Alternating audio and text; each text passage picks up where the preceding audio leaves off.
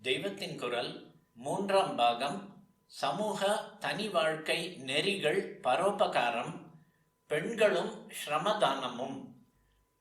பெண்ணாக பிறந்தவர்கள் வீட்டு வேலைகளை குனிந்து நிமிர்ந்து பண்ணினால் போதுமானது. ஆபீஸ் வேலை அவர்களுக்கு கூடாது என்பதே என் அபிப்பிராயம். என் அபிப்பிராயம் என்றால் என்ன? நம்முடைய தர்ம சாஸ்திரத்தில் என்ன சொல்லி இருக்கிறதோ அதை அனுசரித்துத்தான் சொல்கிறேன்.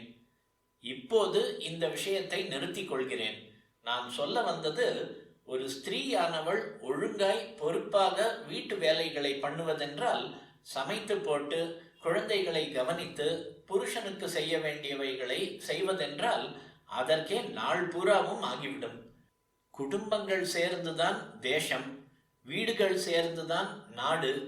ஆனதால் பொம்மநாட்டிகள் அவரவர் வீடுகளை வீடாக வைத்துக் கொள்வதற்கானவற்றை பண்ணினால் அதுவே நாட்டுப்பணி, உலக தொண்டுதான், பரோபகாரம்தான்.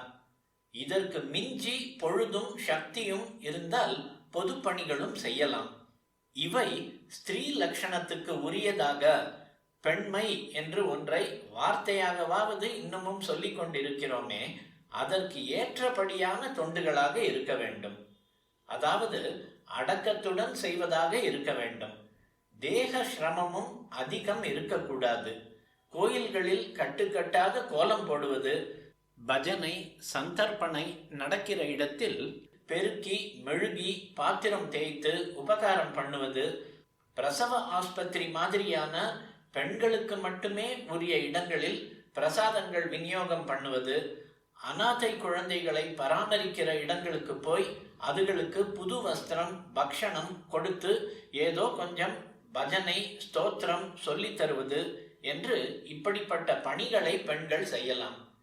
சமுதாயம் அடங்கலும் ஒன்றுபட வேண்டும் என்பதற்காக குளம் வெட்டுகிற வேலையில் மட்டும் அது கொஞ்சம் சிரமமானதாக இருந்தாலும் கூட நானே பெண்களையும் ஈடுபடுத்தி இருக்கிறேன்.